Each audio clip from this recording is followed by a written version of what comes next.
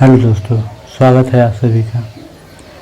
आज के हम इस वीडियो में बात करेंगे प्रकाश के बारे में, जिसमें हम पढ़ेंगे परावर्तन एवं अपवर्तन।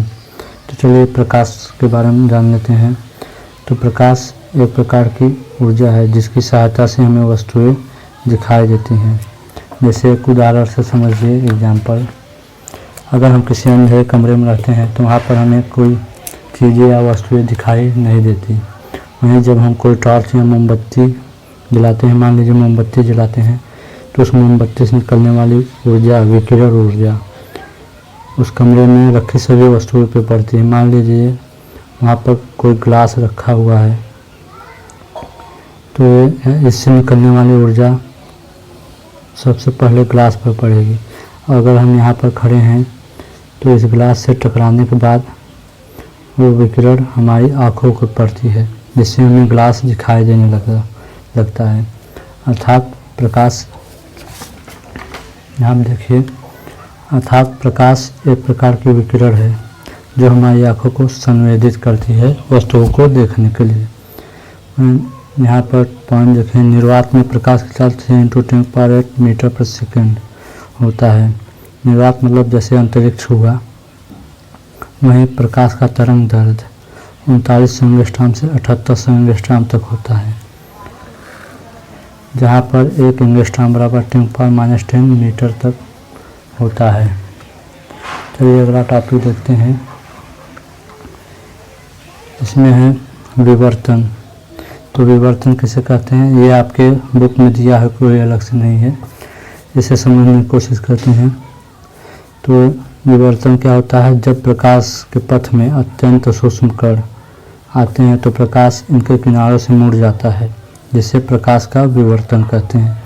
जैसे अगर कोई प्रकाश की किरण जा रही है, ये प्रकाश की, मान लीजिए प्रकाश किरण है, उसके मार्ग में अत्यंत सूक्ष्म कण आते हैं, तो ये प्रकाश यहाँ पर टकरा कर इधर मुड़ जाती है। जैसे यहाँ पर टकरा कर इधर मुड़ जाती है, कुछ किरणें इधर, कुछ किरणें इधर मुड़ जाती हैं। तो प्रकाश के मार्ग में आने वाली बाधा या कण पर टकरा कर उनके किनारों से मुड़ जाती है, जिसे प्रकाश का विवर्तन कहते हैं। इसका एक उदाहरण है, जैसे सुबह या शाम के समय बादल का लाल दिखाई देना विवर्तन के कारण ही होता है। चलिए अगला टॉपिक समझते हैं, जो है प्रकाश का परावर्तन। ये मोस्ट इम्पॉर्टेंट है, परीक्षा में कई बार पूछा भी गया है, तो इसे, और सिंपल भी है, तो इसे समझते हैं। जब प्रकाश की किरणें किसी सतह, चिकने सतह से टकराकर पुनः उसी माध्यम में लौट आती है, तो इसे प्रकाश का परावर्तन कहते हैं। जैसे यहाँ पर देखिए, अगर कोई प्रकाश की किरण है किसी चिकने सतह से टकराकर पुनः उसी माध्यम में यहाँ पर वापस लौट आती है, तो इसे ही प्रकाश का परावर्तन कहते हैं। Reflection of light. यहाँ पर इस एन को नॉर्मल मतलब अभिलंब कहते हैं। इसे एंगल आई मतलब आपतन को, इसे आगे हम पढ़ेंगे। इसे आने वाली किरण को आपतित किरण और टकराकर जाने वाली किरण को परावर्तित किरण कहते हैं। चलिए इसके बारे में और डिटेल से जानते हैं। चलिए आगे देखते हैं। आपतित किरण किसे कहते हैं, तो किसी सतह पर पड़ने वाली किरण को आपतित किरण कहते हैं। जैसे यहाँ पर देखिए, ये सतह है, इस सतह पर एक किरण पड़ रही है मतलब गिर रही है, तो इसे ही क्या कहेंगे, आपतित किरण। ठीक है, आगे देखते हैं आपतन बिंदु। तो आपतित किरण दर्पण के जिस सतह पर गिरती है उसे आपतन बिंदु, पॉइंट ऑफ इंसिडेंस कहते हैं। जैसे यहाँ पर देखिए, ये आपतित किरण है और ये सतह है। आपतित किरण सतह के इस बिंदु पर गिर रही है, तो इसे ही आपतन बिंदु, पॉइंट ऑफ इंसिडेंस कहेंगे। क्या कहेंगे, आपतन बिंदु। ठीक है, चलिए आगे देखते हैं परावर्तित किरण। तो आपतित किरण दर्पण के सतह पर टकराकर वापस उसी माध्यम में लौट जाती है, जिसे परावर्तित किरण कहते हैं।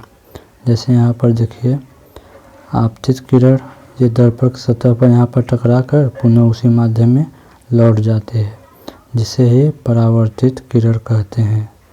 ये दूसरे माध्यम में नहीं जाती है, उसी माध्यम में लौट जाती है, इसे ही परावर्तित किरण कहते हैं। उसके बाद देखिए अभिलंब नॉर्मल, तो आपतन बिंदु पर दर्पण के लंबवत रेखा को अभिलंब कहते हैं। यहाँ पर देखिए यह है आपतन बिंदु पर दर्पण के लंबवत रेखा, तो लंबवत रेखा ये है, इसे ही क्या कहेंगे, अभिलंब कहेंगे। ओके, उसके बाद देखते हैं आपतन कोण किसे कहते हैं।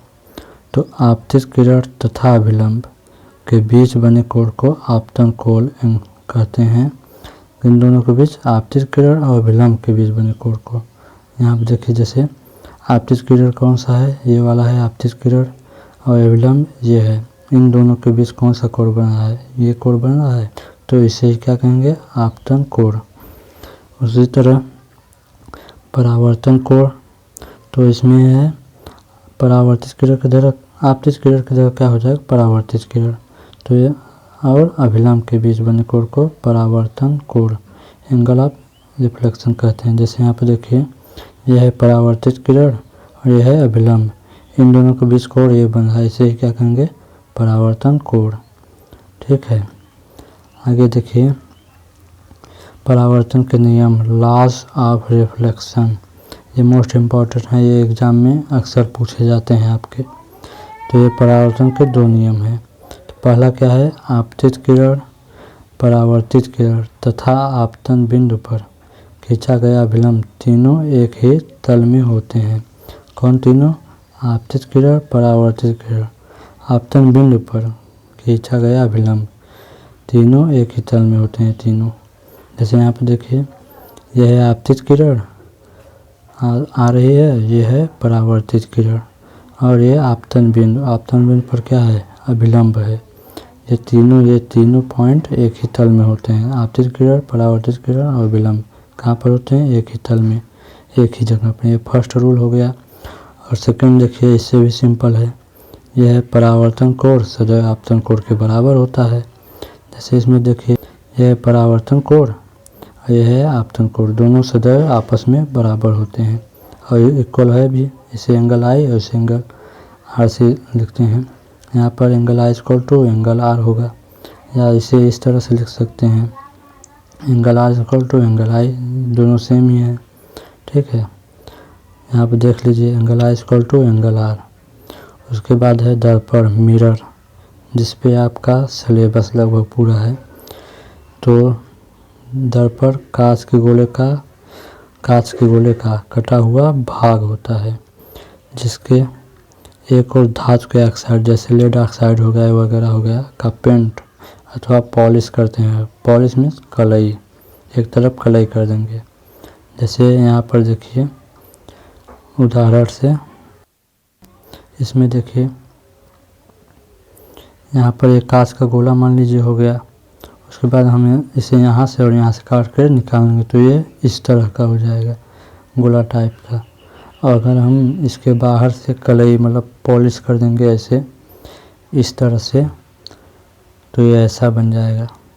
तो और अगर हम इसी गोले को इस साइड से और यहाँ से काट लें और ऐसे इस शेप में निकाल लें तो ये इस तरह से बन जाएगा। और हम इसे अंदर से पॉलिश या कलई कर देते हैं तो ये इस शेप का बन जाएगा, दोनों इस आकार का बन जाता है।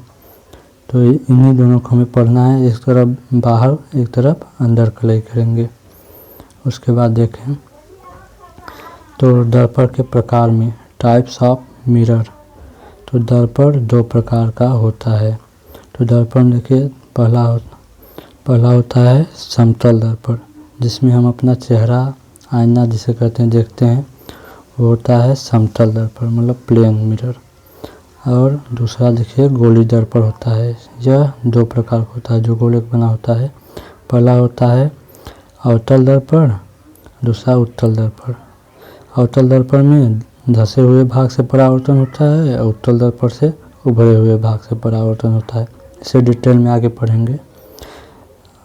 आगे हम चलिए ये सब टॉपिक हम कल नेक्स्ट वाले वीडियो में हम पढ़ेंगे, थोड़ा समतल दर्पण के बारे में और डिटेल में जानेंगे।